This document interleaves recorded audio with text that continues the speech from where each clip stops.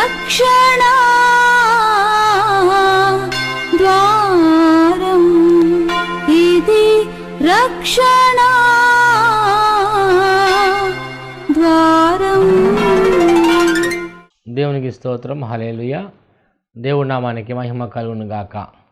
ఈ రోజున మనం ధ్యానించబోతున్న రక్షణ ద్వారం యొక్క సందేశము ఆత్మీయ మరణము అంటే ఏమిటి. ఎఫెసీయులకు రాసిన పత్రిక 4వ అధ్యాయము 18వ వచనం ధ్యానించినట్లయితే, వారైతే అంధకారమైన మనసు గలవారై తమ హృదయ కాఠిన్యము వలన తమలోనున్న అజ్ఞానము చేత దేవుని వలన కలుగు జీవములో నుండి వేరుపరచబడిన వారై తమ మనసునకు కలిగిన వ్యర్థత అనుసరించి నడుచుకొనుచున్నారు. ఆత్మీయ జీవితంలో ముందు కొనసాగుతున్నటువంటి వ్యక్తికి ఎంతో అవసరమైనది ఆత్మను కాపాడుకొనటము. ఆత్మ లేనివాడు నావాడు కాదు అని ప్రభువారు చెప్పారు. నువ్వు దేవుని బిడ్డగా, దేవుని స్నేహితుడిగా, దేవుని కుమారుడుగా ఉండాలంటే ఆత్మలో చనిపోకుండా ఆత్మను కాపాడుకునేవారుగా ఉండాలి. అయితే ఆత్మ ఎలా చనిపోతుంది, మనిషిలో చనిపోవడానికి గల కారణాలు ఏమిటి అని మనము వాక్య ధ్యానించినట్లయితే ఎఫెసీయులతో పౌలు గారు చెప్తున్నారు. ఒకటి, ఆత్మ మరణించకుండా ఆత్మకు జీవము కలిగి ఉండాలంటే అంధకారమైన మనసు గలవారై, అంటే అంధకారమైన మనసు గలవారై అంటే అంధకారం అంటే చీకటి. నీ ఆత్మకు నిత్యము వెలుగుమయంగా ఉండాలి. ఆత్మ వెలిగించబడినప్పుడు నీలో ఎంత మాత్రమో చీకటి నిలవలేదు. చీకటి అనగా సాతానుకి సాదృశ్యంగా ఉన్నది. సాతాను ఎటువంటి వాడు అని మనం ఆలోచన చేసినట్లయితే, ఒకటి, వాడు మోసం చేసేవాడు. సాతాను నిన్ను మోసగించడానికి నీ హృదయాన్ని ప్రేరేపిస్తాడు. హృదయము అన్నిటికంటే ఘోరమైన వ్యాధి గలది. హృదయంలో నుండి నోటి ద్వారా వచ్చిన మాటలు పాపాన్ని కలిగి చేస్తాయి. హృదయము మోసకరమైంది, ఘోరమైన వ్యాధి కలది. అంటే హృదయంలో ఏది ఉన్నదో అదే మనం మాట్లాడగలుగుతాం. ఎదురు వ్యక్తిని నువ్వు మంచివాడు అని మాట్లాడితే హృదయంలో ఉంటేనే వస్తుంది అది. అయితే సాతాను మోసపుచ్చుటకు నీ హృదయాన్ని ప్రేరేపిస్తాడు. ఉదాహరణకు మనము చూసినట్లయితే అపోస్తల కార్యాలు 5వ అధ్యాయము 3వ వచనం చూసినట్లయితే, అప్పుడు పేతురు, అననీయ, నీ భూమి వెలలో కొంత దాచుకొని పరిశుద్ధాత్మను మోసపుచ్చుటకు సాతాను ఎందుకు నీ హృదయమును ప్రేరేపించెను. ఇక్కడ పేతురు గారు మాట్లాడుతున్నారు. అననీయ, సప్రియ అని విశ్వాసులతో మాట్లాడుతున్నాడు. ప్రభువైన యేసుక్రీస్తు వారు భూమి మీదకి వచ్చి మానవాళి రక్షణార్థమే ఆయన చనిపోయి తిరిగి లేపబడి అనేకులకి కనబడి ఆయన చెప్తారు, ఇదిగో నేను పరలోకమునకు ఆరోహణం అవుతున్నాను, మరలా తిరిగి నేను రాబోతున్నాను అని. మీరు ధైర్యంగా ఉండండి. అనేక మంది మిమ్మల్ని శోధిస్తారు, బాధిస్తారు, కష్టపెడతారు, నష్టపెడతారు. కాబట్టి ఏ విషయాలు అధైర్యపడకండి, నా ఆత్మ మీకు అనుగ్రహించి వెళ్తాను అన్నప్పుడు ప్రభువైన యేసుక్రీస్తు వారి ఆత్మ శిష్యుల మీదకి వచ్చినప్పుడు వారు పరిశుద్ధాత్మ శక్తిని వారు పొందుకుంటారు. అపోస్తల కార్యాలు 1వ అధ్యాయం 8వ వచనంలో మనం చూస్తాం. 2వ అధ్యాయం 4, 5 వచనాల్లో కూడా మనం చూస్తాం ఆ విషయాలన్నీ కూడా. ఆత్మ పొందుకున్నప్పుడు వాళ్ళు బలమైన కార్యాలు జరిగిస్తారు. సంఘము విస్తరించబడుతుంది. అనేక మంది దేవుడు చేసిన కార్యాలు ఆత్మ ద్వారా పేతురు పలికిన మాటలను బట్టి అనేక మంది రక్షణ పొందుతారు, మారు మనసు పొందుతారు. అంతేకాకుండా వారి యొక్క సువార్త రాజ్య వ్యాప్తి నిమిత్తము అనేక మంది వారి యొక్క చరాస్తులన్నీ కూడా తీసుకొచ్చి అపోస్తలుల దగ్గర, పాదముల దగ్గర పెడతారు. అలాగే అననీయ, సప్రియ కూడా మేము కూడా సువార్తకు ఉపయోగపడతాం. మా దగ్గర ఉన్న ధనము కూడా మేము సువార్తకు ఉపయోగిస్తాం. మేము ఎలాగో సువార్త చెప్పలేకపోతున్నాం, అనేక ప్రాంతాలకు వెళ్ళలేకపోతున్నాం. కాబట్టి మా దగ్గర ఉన్న ధనము తీసుకొచ్చి మీకు ఇస్తాము, ఆ ధనమును బట్టి మీరు సువార్తను ప్రకటించండి అంటే వారు మంచి ఆలోచన కలిగే ఉన్నారు, మంచి హృదయం కలిగే ఉన్నారు. అప్పటి వరకు కూడా దేవుడి ఆత్మ నీలో ఉన్నప్పుడు సాతాను కూడా పక్కనే ఉంటాడు. వాడు ఆ మాటలు విన్న సాతాను, మీరు సువార్తకు పని చేస్తారా, సువార్తకు సహాయం చేస్తారా చూద్దామని ఆలోచన కలిగి ఉన్నాడేమో. వెంటనే అననీయ, సప్రియ ఎప్పుడైతే దేవుడికి ఇద్దామని చెప్పి అనుకున్నారో, పొలం అమ్మడానికి వారు వెళ్ళినప్పుడు కొంత ధనము వచ్చినప్పుడు ఆ ధనమును తీసుకెళ్ళి పేతురు గారికి ఇవ్వడానికి సిద్ధపడతారు. అంతలోనే అననీయ, సప్రియకు ఆ ధన వ్యామోహం కలిగి ఈ ధనమంతా కూడా మనము దేవుడికి ఇచ్చేస్తే మన జీవితం ఏంటి, మన పరిస్థితి ఏంటి, మన బిడ్డలో చదువులకి పరిస్థితి ఎలా చదివించుకోగలుగుతాం, వారికి వివాహాలు ఎలాగ జరిగించుకుంటాం, మన యొక్క ఇండ్లు ఎలా కట్టుకుంటాం, మొత్తం అంతా ఇచ్చేస్తే రేపొద్దున మనకి దిక్కెవరు, దేవుడు ఇమ్మన్నాడు కానీ అంతా ఇచ్చేయమన్నాడా అని అనేకమైన ఆలోచనలు కలిగి వారి దగ్గర ఉన్న ధనము తీసుకుని అననీయ ముందుగా వెళ్ళి ఆ ధనము అపోస్తలుడైన పేతురు దగ్గర ఇస్తారు. అయితే ధనము వారి దగ్గర ఉన్నప్పుడు వారిదే, ఎంత ఇస్తామని చెప్పాలో అంతే ఇస్తామని. 5 లక్షలు ఇస్తామంటే 5 లక్షలే ఇస్తున్నామయ్యా, మాకు 10 లక్షలు వచ్చింది కాబట్టి దేవుడి సువార్తకు 5 లక్షలు ఇస్తున్నామని చెప్పాలి. అయితే పేతురు అడుగుతారు, మీరు పొలం ఎంత కమ్మారంటే అబద్ధం చెప్పాడు. అక్కడ ఉదాహరణకు 10 లక్షలు వచ్చినట్లయితే 5 లక్షలే వచ్చినాయని అబద్ధం ఆడాడు. వెంటనే పేతురు గారు అంటారు, పొలం ఇంతకే అమ్మావా అననీయ చెప్పు అంటే, అవునయ్యా ఇంతగా అమ్మానయ్యా.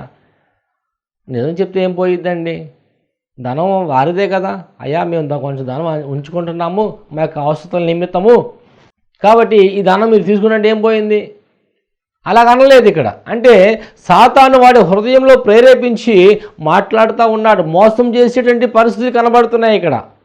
ఎప్పుడైతే అలాగ దేవుడి దగ్గర అబద్ధం ఆడిన వెంటనే అతను చనిపోయినట్లుగా మనం చూస్తున్నాం. తర్వాత సఫీరా కూడా వచ్చి తన భర్తకు తోడుగా వచ్చి పొలం ఎంతగా అమ్మారంటే, అవునయ్య ఎంతగా అమ్మావయ్యా, ఆమె కూడా అబద్ధం ఆడుతుంది. ఇరువురు కూడా చనిపోతారు. ఆ ఆత్మలో వారు చనిపోవటము ఏం జరిగిందంటే, వారు చనిపోవడానికి కారకులైంది సాతానుగాడు వారిని మోసపుచ్చినట్టుగా మనం చూస్తున్నాం. దేవుడి నామానికి మహిమ కలుగును గాక. దేవునికి స్తోత్రం, హల్లెలూయా. ఒకటి మోసం కలగ చేస్తాడు సాతానుగాడు, రెండవదిగా నీకు చెడు ఆలోచనలు పుట్టిస్తాడు. సాతానుగాడు ఎటువంటి వాడంటే, ఒకటి మోసం చేస్తాడు. అనేకుల్ని బైబిల్ గ్రంథంలో వాడు మోసం చేసినట్లుగా మనం చూస్తున్నాము. ఆదాముని అవ్వని మోసగించాడు, అబద్ధాలు ఆడడానికి మోసగిస్తాడు. అనేకమైన పాపములు చేయడానికి వాడు మోసగించే మాటలు చెప్పి హృదయంలో ప్రేరేపించి పాపం చేయించి తర్వాత వాడు ఇబ్బంది పెట్టే పరిస్థితులు మనకు కనబడతాయి. రెండవదిగా సాతాను ఎటువంటి వాడంటే చెడు ఆలోచనలు కలిగించేవాడు. ఉదాహరణకు మనము చూసినట్లయితే చాలామంది చెడు ఆలోచనలు కలిగి పాపం చేసి దేవుడు దూరం అయిపోయారు. యోహాను సువార్త 13వ అధ్యాయం 2వ వచనంలో కూడా ప్రభువైన యేసుక్రీస్తు వారితో పాటు శిష్యులు, వారితో పాటు ఉన్న ఒక వ్యక్తి యూదా ఇస్కరియోతు, అతను కూడా చెడు ఆలోచన కలిగి ఉన్నాడు. ఏంటి ఆ చెడు ఆలోచన అంటే, ధనము కోసమే యేసు ప్రభువుని అమ్మేయాలనుకున్నాడు. ఎంత చెడ్డ ఆలోచన అండి. మానవులకు రక్షించడానికి కాపాడడానికి భూలోకానికి ఆయన వస్తే ఆయన్ని ధనమునకు అమ్మేస్తున్నాడు. చెడు ఆలోచనలు. ఇస్కరియోతు యోధా భయంకర చెడు ఆలోచన కలిగి ఉన్న కారణం ఏంటంటే, ఎప్పుడైతే ధన వ్యామోహము యొక్క ఇస్కరియోతులో వచ్చినతో వెంటనే సాతానుగాడు క్రియ జరిగించాడు. మనం పోరాడుతున్నది మనుషులతో కాదు కానీ లోకనాథులతో, అంధకార సంబంధం చీకటి శక్తులతో పోరాడుతున్నాం. నీలో చిన్న ఆలోచన వచ్చిందంటే చాలు, లోకంలో దేవుడికి అయాసకరమైన ఏదైనా ఆశిస్తే చాలు, అది నిన్ను వెంబడిస్తానే ఉంటుంది. అది ధనం కావచ్చు, వ్యభిచారం కావచ్చు, చెడ్డ కోరికలు కావచ్చు, ఆలోచనలు కావచ్చు, ప్రవర్తన కావచ్చు, అన్నిటిలో చెడు ఆలోచనలు కలగజేసి నీకు ఆత్మీయ మరణము కలిగించేలాగా వాడు చేస్తాడు. ఆత్మ కలిగి ఉంటే నీ ద్వారా దేవుడు గొప్ప కార్యాలు జరిగిస్తాడు. ఆత్మ కలిగి ఉంటే నువ్వు దేవుడి కుమారుడుగా ఉంటావు, పరలోక రాజ్యాన్ని స్వతంత్రించుకుంటావు. ఆ ఆత్మ ఉండడం ద్వారా నీకు రెండవదిగా ఏం కలుగుతుందంటే జీవం కలుగుతుంది. మంచి మార్గంలోకి ఆత్మని నడిపిస్తుంది, సత్యంలోకి నిన్ను నడిపిస్తుంది ఆత్మ. కాబట్టి ఆ ఆత్మ నీలో లేకుండా వాడు చేయాలని ఆలోచన కలిగి ఉంటాడు.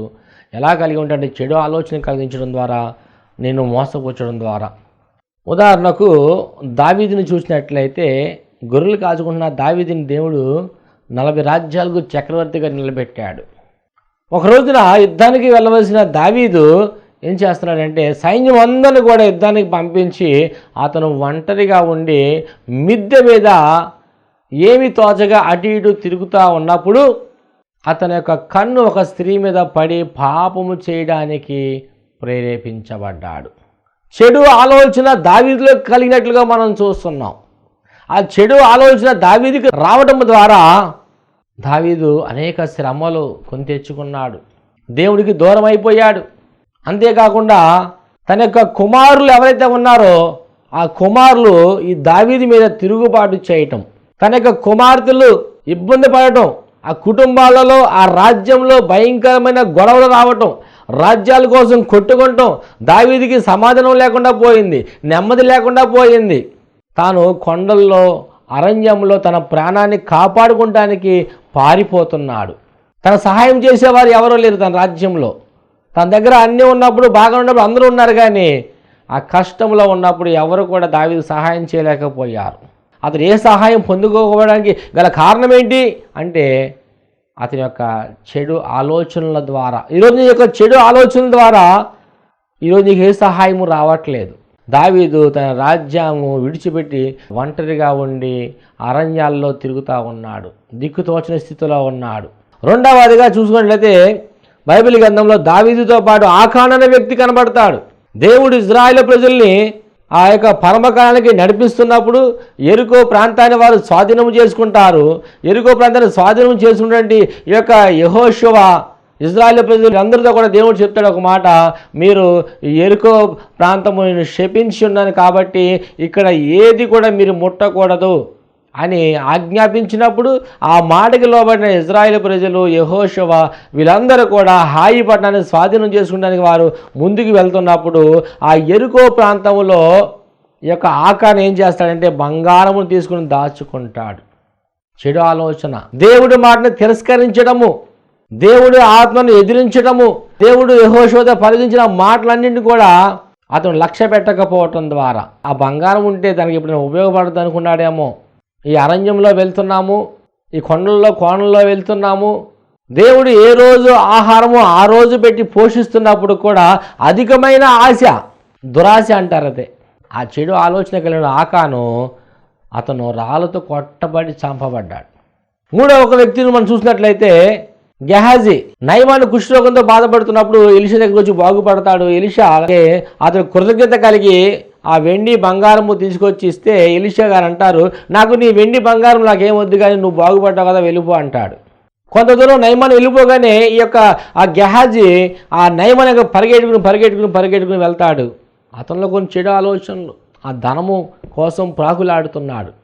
ఆ ధనం ఎందుకు, అతను ఎంతో అవసరమే అనుకున్నాడు. ఈ రోజున ఎలీషా ఉంటాడు, ఉండకపోతాడు. మనం ప్రతిరోజు కూడా ఎలీషాని వెంబడిస్తున్నాం. ఎలీషా దగ్గర వెనకాల ఆస్తులు ఏమి లేవు, పొలాలు ఏమి లేవు, బంగారం ఏమి లేదు, ఏమీ లేదు, ధనం ఏమి లేదు, వెనకాల కూడబెట్టుకోలేదు. ఏ రోజు ప్రార్థన చేస్తే ఆ రోజునే తినవలసి వస్తుంది. కాబట్టి ధనం ఉంటే రేపొద్దున నా కుటుంబానికి ఉపయోగపడుతుంది, నా బిడ్డలకు ఉపయోగపడుతుంది అని చెప్పి ఆలోచన కలిగి ఉన్నాడేమో. అలాగా ధనం కోసం పరిగెత్తినటువంటి గెహాజీ కూడా శాపాన్ని కొని తెచ్చుకున్నట్లుగా మనం చూస్తున్నాం. కుటుంబం అంతా కూడా పతనం చేయడం. అలాగా ఎందుకు జరిగింది అంటే ఒకటే, తన యొక్క చెడు ఆలోచనలు, సాతానుగాడు తనలో పెట్టిన చెడు ఆలోచనలు, చెడు కోరికలు బట్టి అతను కుటుంబాన్ని శాపం తెచ్చినట్లుగా మనం చూస్తున్నాం. దేవునికి స్తోత్రం, హల్లెలూయా. ఒకటి, ఆత్మీయంగా ఎందుకు చనిపోతున్నారంటే సాతాను మోసపుచ్చడం ద్వారా, వారి యొక్క కుయుక్తులు ఎరగకపోవడం ద్వారా. రెండవదిగా చెడు ఆలోచనల ద్వారా ఈ రోజున ఆత్మీయంగా చాలామంది చనిపోతున్నారు. కాబట్టి ప్రియ సహోదరి సహోదరుడా, ఈరోజు నువ్వు జ్ఞాపకం ఉంచుకోవలసింది, ఆత్మ లేని వాడు నా వాడు కాదని ప్రభువు చెప్పారు. ఆయన వాడు కానీ కాకపోయినట్లయితే నువ్వు పరలోక రాజ్యాన్ని స్వతంత్రించుకోలేవు. ఇంత భక్తి చేసి పరలోక రాజ్యాన్ని స్వతంత్రించుకోలేకపోతే నరకాగ్నిలో యుగయుగములు కూడా కాలిపోవాల్సి వస్తుంది. కాబట్టి చెడు కోరికల్ని, చెడు ఆలోచనలను పక్కన పెట్టి మోసపోకుండా సాతాను యొక్క ఆలోచనలు ఏమైతే ఉన్నాయో వాటిని ఎదిరించే వారిగా ఉండాలి. ఎఫెసీయుల పత్రిక 6:10 వాక్యంతో వాడిని మనం ఎదిరించే వారిగా ఉండాలి. సత్యంలో నడుస్తూ వాడిని ఎదిరించే వారిగా ఉండాలి. సమాధానం కలిగి వాడిని ఎదిరించేవాడుగా ఉండాలి. రెండవదిగా చూసినట్లయితే ఎఫెసీయుల పత్రిక 4:18 ధ్యానించుకుందామండి. వారైతే అంధకారమైన మనసు గలవారై తమ హృదయ కాఠిన్యము వలన తమలోనున్న అజ్ఞానము చేత దేవుని వలన కలుగు జీవముల నుండి వేరుపరచబడిన వారే. దేవుని నుండి కలుగు జీవంలో నుంచి వారు వేరుపరచబడ్డారంట. దేవుడు జీవాధిపతి, జీవాన్ని కలగజేసేవాడు, ఎండిన ఎముకల్లో జీవాన్ని ఇచ్చే దేవుడు, మూఢమైన జీవితాన్ని బాగు చేసే దేవుడు, మరణకరమైన వారికి జీవాన్ని కలిగించే దేవుడు, దుఃఖంను నాట్యంగా మార్చే దేవుడు, కుంగిన వారిని నిలబెట్టే దేవుడు, బాధపరిచేవాటి వారికి సహాయం చేసే దేవుడు, నిజంగా మొరపెట్టే వారికి సమీపంగా ఉండే దేవుడు. అలాంటి దేవుని జీవంలో నుంచి వేరుపరచబడుతున్నారంట. అంటే ఆత్మీయ మరణం నొందడం ద్వారా నువ్వు దేవుని యొక్క జీవంలో నుంచి వేరుపరచబడుతున్నావు. రెండవదిగా ఆత్మీయ మరణం ఎందుకు పొందుతున్నారంటే అజ్ఞానము ద్వారా. నిజమేదో సత్యమేదో తెలుసుకోకపోవటం ద్వారా. అసలు అజ్ఞానంలో ఎందుకు ఉంటున్నారు ఈ ప్రజలు అని మనము ఆలోచన చేసినట్లయితే, ఒకటి దేవుని శాసనాలు నేర్చుకోకపోవటం ద్వారా. కీర్తనల గ్రంథము 119 అధ్యాయము 98వ వచనము చదివినట్లయితే, నీ ఆజ్ఞలు నిత్యము నాకు తోడుగా ఉన్నవి, నా శత్రువులను మించిన జ్ఞానము అవి నాకు కలగజేయుచున్నవి. దేవుని యొక్క ఆజ్ఞలు శత్రువులకు మించిన జ్ఞానం నీకు కలగజేస్తుంది. అంటే ఆయన శాసనాలు, ఆయన మాటలు ఏమైతే ఉన్నాయో, ఆయన మాటలు నేర్చుకుని నీ యొక్క నుదులకు బాసికం వలె కట్టుకుని ఆ మాటల ప్రకారం నువ్వు నడిచినట్లయితే, ఆయన ఆజ్ఞలు నువ్వు నడిచినట్లయితే, నిన్ను వల్ల నీ పొరుగు వారిని ప్రేమించడము ఒకటి, రెండవది నీ తల్లిదండ్రులను సన్మానించడము. ఈ రెండు ఆజ్ఞలే. ప్రేమించడం ఎంతో ప్రాముఖ్యమైన, శత్రువుని సైతం ప్రేమించాలి. అజ్ఞానము చేత చాలామంది కూడా ఈ రోజున దేవుడి యొక్క జీవం నుంచి వారు వేరుపరచబడుతున్నారు. ఎందువల్లంటే, ఒకటి దేవుని యొక్క శాస్త్రాలు వారు నేర్చుకోకపోవటం ద్వారా. ఈ రోజున మనం బ్రతకాలంటే ఏదో ఒక పని నేర్చుకుంటే కానీ ఆ పనిని బట్టి వచ్చిన జీతాన్ని బట్టి వారు బతుకుతారు. ఆ పనిని నేర్చుకోకపోతే ఎలా ఉంటారంటే వాళ్ళు పస్తులు ఉండవలసి వస్తుంది, ఆకలితో బాధపడవలసి వస్తుంది. పని నేర్చుకోకపోతే వాండర్ గారు కానివ్వండి, లేకపోతే మేనేజర్ గారు కానివ్వండి, ధనం ఇవ్వరు. నువ్వు చేసిన ప్రతిదీ కూడా నేర్చుకున్న తర్వాతే జీతం నీకు అనుగ్రహిస్తారు. అలాగే దేవుని యొక్క ఆజ్ఞలు కూడా నేర్చుకుని నువ్వు ముందుకు కొనసాగినట్లయితే దేవుని జీవము కలిగి ఉంటావు. హల్లెలూయా. వాక్యము నీ మార్గమును సరళము చేసేదిగా ఉన్నది. వాక్యము నిన్ను బ్రతికించేదిగా ఉన్నది. కాబట్టి దేవుని యొక్క వాక్యాన్ని మనము నేర్చుకునే వారిగా ఉండాలి. బైబిల్ గ్రంథం ఏం చెప్తుందో మనం నేర్చుకునే వారిగా ఉండాలి. బైబిల్ గ్రంథం చరిత్రలో మనకు ఏం చెప్తున్నాయో నేర్చుకునే వారిగా ఉండాలి. బైబిల్ గ్రంథంలో ఉన్నటువంటి న్యాయాధిపతులు కానివ్వండి, రాజులు కానివ్వండి, వారి ద్వారా దేవుడు మనకు ఏమి నేర్పబోతున్నాడు, ఆ మాటల ద్వారా దేవుడు మనకు ఏమి నేర్పించబోతున్నాడు అని మనం నేర్చుకునే వారిగా ఉండాలి. రెండవదిగా చూసినట్లయితే, దేవుని భయము లేకపోవడం ద్వారా చాలామంది అజ్ఞానంలో ఉన్నారు. దేవుని భయము, చూస్తున్న దేవుడు ఆయన, నువ్వు చేస్తున్నటువంటి నీ నడక, నీ పడక, నీ చూపు, నీ ఆలోచన, నీ ప్రవర్తన సమస్త ఆయన చూచుచున్నాడని ఒకటి ఆయన సన్నిధిలో భయభక్తులు కలిగి ఉండేవారంగా ఉండాలి. భయము లేకపోవటము ద్వారా అజ్ఞానం వలె ఉంటున్నారు. ఆ అజ్ఞానం వల్ల ఏంటంటే దేవుని యొక్క జీవం నుంచి వారు వేరుపరచబడుతున్నారు. మూడవదిగా, దేవుణ్ణి అడగనందున వలన నీకు ఏది కావాలో దేవుణ్ణి అడిగేవారిగా ఉండాలి. ఈ రోజున నువ్వు బైక్ డ్రైవ్ చేసిన నీవు నీ కారు కావాలని దేవుని అడిగేవాడిగా ఉండాలి. నీకు ఏది కావాలన్నా, నీకు ఉద్యోగం కావాలన్నా, నీ వివాహం నిమిత్తమైన, గర్భఫలం విషయమైనా, నీ ఆరోగ్యం విషయమైనా, నీ కుటుంబంలో ఐక్యత విషయమైనా, నీ కుటుంబంలో సమాధానం కావాలన్నా, ఏదైనప్పుడు కూడా దేవుడిని మనం అడిగేవారిగా ఉండాలి. భయభక్తులు కలిగి ఆయన సన్నిధిలో ఆత్మ ఐక్యత కలిగి సమాధానం కలిగి దేవుడితో మనం అడిగినట్లయితే ఆయన చిత్తానుసారంగా మనం ఏం అడిగినా దేవుణ్ణి కలగ చేస్తారు. నాలుగవదిగా, అజ్ఞానంలో ఎందుకు ఉంటున్నారంటే, ఆ ఆలోచన చెప్పిన మాట ఏదైతే ఉందో అది వినకపోవడం ద్వారా నువ్వు నడుచుకునే విధానము దేవుళ్ళో పరలోక రాజ్యం స్వతంత్రించుకోవాలంటే ఎలాగ ఉండాలి, ఎలాగ నడుచుకోవాలి, ఎలాగ మాట్లాడాలి, ఎలాగ ఆలోచించాలి, ఎలాగ ప్రవర్తించాలి, నువ్వు ఏమి చేయాలని చెప్పినప్పుడు వినకపోవటం. ఈరోజు ఆలోచన లేక చాలామంది జీవితాలు పాడైపోతున్నాయి. ఆలోచన చెప్పేవారు కొలువైపోయి వినేవారు చాలామంది తక్కువ. ఆలోచన చెప్పేవారు లేకపోతే పాడైపోతారని జనులు.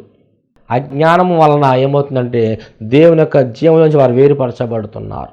అదే మనం చూసినట్లయితే, ఉదాహరణకు మనము దావీదు జీవితం కానివ్వండి, ఆకాను జీవితం కానివ్వండి, గెహజీ జీవితం కానివ్వండి, మనం చూసినట్లయితే వారు సాతానుగాడు మోసపుచ్చడం ద్వారా, చెడు ఆలోచనలు కలిగి ఉండడం ద్వారా వారు పాపం చేశారు. పాపం వల్ల కలిగిన ఫలితాలు ఏంటంటే, ఒకటి వారికి అవమానం కలిగినట్లుగా మనం చూస్తున్నాం. దావీదు మహారాజును దేవుడు ఆశీర్వదించాడు, దీవించాడు. ఈరోజు నా కొడుకులు తరుముతా ఉంటుంటే, శత్రు సమూహం తరుముతా ఉంటుంటే కొండల్లో, కోణంలో, అరణ్యంలో పారిపోతున్నాడు. అనేక మంది అంటున్నారు కదా, నీ దేవుడు ఏమాయను, నీ దేవుడు ఉంటే నీకు సహాయం చేస్తాడు కదా, అలా పారిపోతున్న అంత అవసరం ఏమిటి అని చెప్పి అనేక మంది అతడు అవమానకరంగా మాట్లాడుతున్నారు. అవమానించబడుతున్న పరిస్థితులు. ఒక కీర్తన ఎలా ఉంటుందంటే, నా కన్నీళ్ళు అన్నపానములాయను, నాకు అవమానము కలిగను, నువ్వే నాకు సహాయం చేసే దేవుడవు, నువ్వే దాన్ని విడిపించే దేవుడవు, ఈ నిందలోంచి ఈ అవమానం నుంచి తప్పించు ప్రభువా ఆకాను జీవితం కూడా అవమానించబడినట్లుగా మనం చూస్తున్నాం. గెహజీ కూడా అది కుటుంబం అంతా కూడా శాపానికి వచ్చినప్పుడు అవమానం ఎంతో భయంకర పరిస్థితి మనం చూస్తున్నాం. రెండవదిగా వీరు చేసిన పాపం వల్ల వచ్చిన ఫలితం ఏంటంటే వారికి భయము కలిగిందండి. హల్లెలూయా. పాపము చేసిన వారు భయపడతారు, ధైర్యంగా వారు నిలబడలేరు. ఆదమవలు పాపం చేసినప్పుడు భయపడి చెట్లు పక్కన దాక్కున్నారంట. వారికి భయము కలిగిందంట, భయముతో వణికిపోతున్న పరిస్థితులు. ఈ యొక్క గెహాజీ జీవితంలో కూడా నయమానికి కలిగిన కుష్ఠరోగం ఏదైతే ఉందో తన కుటుంబం అందరూ కూడా సంక్రమించినప్పుడు, ఆ వ్యాధి వారిని తాకినప్పుడు వారు భయపడిపోయారు. అయ్యో మా పరిస్థితి ఏంటి, ఎలాగ మేము జీవిస్తాము, ఎలాగ మేము బ్రతుకుతాం, ఇంకా మా జీవితం ఇంతేనా అని భయపడిపోయారు. మూడవదిగా కుటుంబం అంతా కూడా వారు మరణంలోకి వెళ్ళిపోయినట్లుగా మనం చూస్తున్నాం. ఎందుకు పాపం అంటే వారు సాతాను చేత మోసగించబడ్డారు. రెండవది చెడు ఆలోచనలు, చెడు కోరికలు కలిగి ఉండటం ద్వారా. ఎందుకు చెడు కోరికలు కలిగి ఉన్నారంటే వారి యొక్క అజ్ఞానం ద్వారా వాళ్ళు ఒకటి అవమానించబడ్డారు, రెండవది వారు భయముతో ఆందోళనతో వారు ఉన్నారు, మూడవదిగా వారు మరణంతో వేదన బాధతో వారు శోధింపబడి బాధింపబడుతూ నెమ్మదైన పరిస్థితి. ఆ రోగం నుంచి వేదన ఎవరు బాగు చేయలేక, ఎవరు ఆ బాధ నుంచి విడిపించలేక ఉన్న పరిస్థితుల్లో వేదన కలుగుతూ బాధ కలుగుతూ వారు ఉన్నట్లుగా మనం చూస్తున్నాం. ఇంకా చూసినట్టయితే దావీదు కూడా దేవుని యొక్క సావాసాన్ని అతను కోల్పోయినట్లుగా మనం చూస్తున్నాం. అతను ప్రార్థన చేస్తాడు, నీ సన్నిధిలో నుండి నన్ను త్రోసివేయకయ్యా. దేవుని యొక్క సావాసం నుంచి అతను బయటకు వెళ్ళిపోయినట్లుగా, దేవుడి మందిరం నుంచి అతను బయటికి వెళ్ళిపోయిన పరిస్థితులు మనకు కనబడతాయి. దేవుడి ఆత్మ అతను విడిచిపోయినట్లుగా మనకు కనబడుతుంది. అలాగే ప్రియ సహోదరి సహోదరి, రోజున ఆత్మీయతను నువ్వు పోగొట్టుకున్నట్లయితే, ఆత్మ నీలో ఒక జీవం లేక ఉన్నట్లయితే, ఒకటి నువ్వు అవమానించబడతావు, రెండవదిగా నువ్వు భయము కలిగి ఏ సహాయము లేక ఆందోళన కలిగి నువ్వు జీవించేవాడిగా ఉంటావు, మూడోది మరణ వేదన భయము కలిగి ఏమి చేయాలో దిక్కుతోచని స్థితిలో ఉన్నట్లుగా మనము లేఖన కొంతమంది చూసాము భక్తుల్ని. నాలుగవదిగా గెహజీని మనం చూస్తున్నాం. కుటుంబం అందరూ కూడా శాపము, కుటుంబంలో శాపము అంటే కుటుంబంలో నెమ్మది లేక సమాధానం లేక పారిపోతున్న పరిస్థితులు.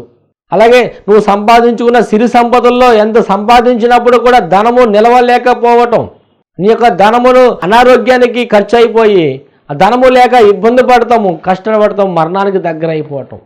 ఒకటి ఆరోగ్యములో శాపము, సిరి సంపదల్లో శాపము, కుటుంబంలో శాపము.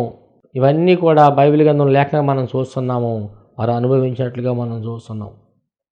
దేవుని సన్నిధి నుంచి ఈ గెహజీ కానివ్వండి, దావీదు కానివ్వండి, ఆకాను కానివ్వండి, దేవుని సన్నిధి నుంచి దూరంగా వెళ్ళిపోయినట్లుగా, దేవుని సావాసానికి కోల్పోయినట్లుగా మనం చూస్తున్నాం. అయితే ఇవన్నీ కూడా ఆత్మీయతలో వారు దిగజారిపోవడానికి గల కారణాలేమిటి? ఈరోజు చాలామంది కూడా ఆత్మీయతలో దిగజారిపోవడానికి గల కారణాలేమిటి అంటే మనం చూసినట్లయితే లోకమును వారు స్నేహించటము ద్వారా. లోకమనగా శరీరాశ, నేత్రాశ, జీవముడమ్మము. ఈ నేత్రాశలో దావీదు ఎప్పుడైతే పడిపోయాడో ఆత్మీయతలో అతను దిగజారిపోయాడు. రెండవదిగా వివాహ విషయంలో పొరపాటు జరిగినందువలన వారి యొక్క వివాహ విషయాల్లో చాలామంది మనం చూస్తున్నాము సాతాను చేత మోసగించబడి రక్షణ పొందిన వారు, మారు మనసు పొందిన వారు, బాప్తిసం పొందిన వారు ఈరోజు వారి యొక్క వివాహాలు ఎట్లా ఉన్నాయంటే అన్యులకి ఇచ్చి వివాహము జరిగించుకోవడం ద్వారా ఈ కుటుంబంలో సమాధానం లేకుండా ఉన్నారు, నెమ్మది లేకుండా ఉన్నారు. ఈరోజు అనేక మంది కుటుంబాలలో భార్యాభర్త మధ్య సమాధానం లేక, తల్లిదండ్రుల మధ్య సమాధానం లేక కోర్టు కేసులకు వెళ్ళటము, పోలీసు కేసులకు వెళ్తాము, పంచాయతీలు, రకరకాల పరిస్థితులు మనం చూస్తున్నాం. గల కారణం ఏంటంటే ఆత్మీయతల వారు ముందుకు వెళ్ళలేకపోవటం ద్వారా.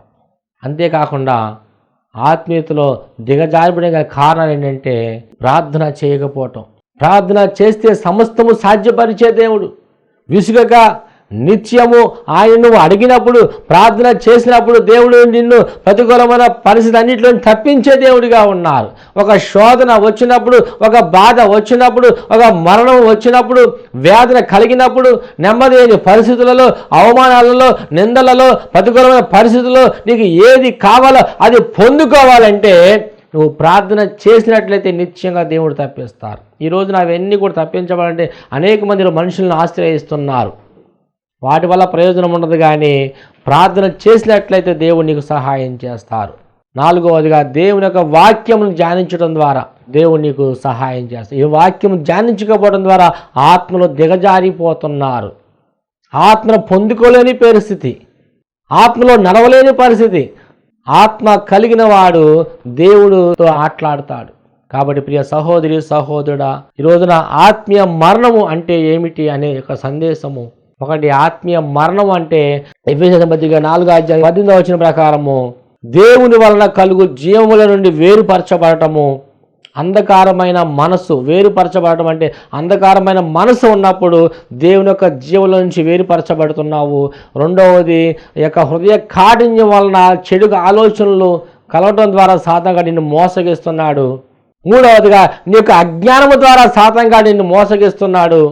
వీడికి ఫలితం ఏంటంటే బాధ, వేదన, మరణము, భయము, శాపం ఇవన్నీ కొందెచ్చుకుంటున్నావు.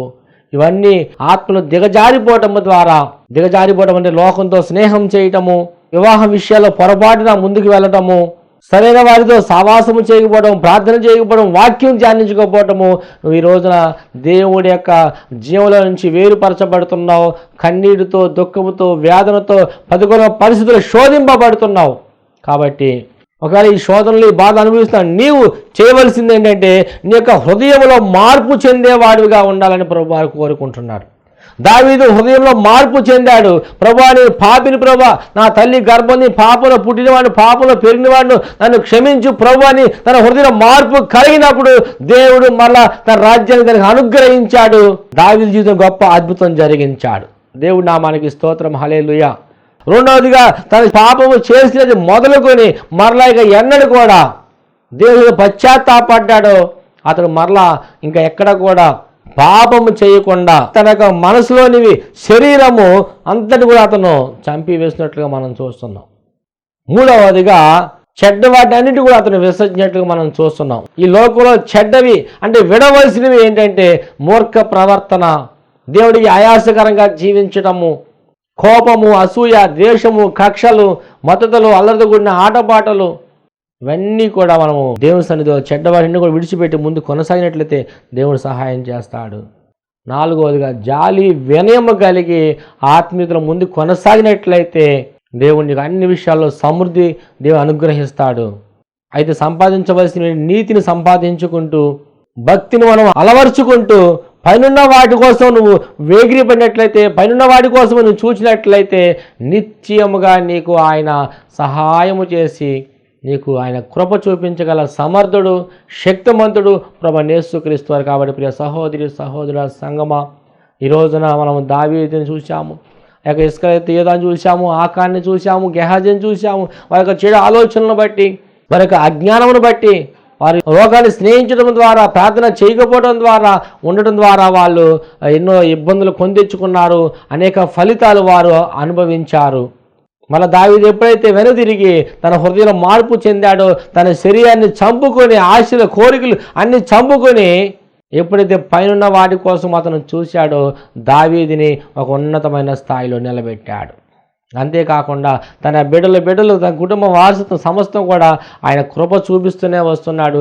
దావీదు వంశంలోంచి ప్రభువైన యేసుక్రీస్తు వారు అనేకుల్ని రక్షకుడిగా తన యొక్క వంశం నుంచి రావడానికి దేవుడు కృప చూపించి, ఎంత ఆధిక్యత, ఎంత గొప్ప, ఎంత ఘనత దేవుడు అతనికి అనుగ్రహించాడు. కాబట్టి ఈ రోజైనా ఆత్మ ఎప్పుడు మరణించకుండా జీవము కలిగి ఉన్నట్లయితే, నిత్యము ప్రార్థనతో, వాక్యంతో ఆయన ముందు కొనసాగినట్లయితే నీకు కావాల్సిన అవసరం, అక్కర్తలన్నీ కూడా ప్రభువారు తీర్చడానికి సమర్థుడు, శక్తిమంతుడు ప్రభువైన యేసుక్రీస్తు వారు. కాబట్టి ఆయన ఆత్మను కాపాడుకొని ఆయన రాజ్యాన్ని స్వతంత్రించుకుందాము.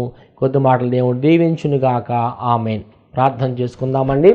పరిశుద్ధుడా యేసయ్య, నీకు వందనాలు తండ్రి. ఈరోజు ఆత్మీయ మరణం అంటే ఏంటో మీరు మాట్లాడారు. ఆత్మ ఎలాగో మేము కాపాడుకోవాలో మీరు మాట్లాడారు. అయ్యా తండ్రి, ఆత్మ కాపాడుకోవడం వల్ల మాకు వచ్చే ప్రయోజనాలు ఏమిటో మీరు మాట్లాడారు. తండ్రి వందనాలు తండ్రి. వెత్తబడిన మాటలు ప్రతి ఒక్క హృదయంలో నాటబడి నీకంటే ఫలించులాగున సహాయం చేసి, దీవించి, ఆశ్రయించి, మేలుతో తృప్తిపరచమని పునరుద్ధారణ యేసుక్రీస్తు నామములో ఈ ప్రార్థన అడిగి వేడుకుని పొందుకున్నామని నమ్ముచున్నాము తండ్రి. ఆమేన్. అందరికి వందనాలు. ప్రభువును దీవించునుగాక.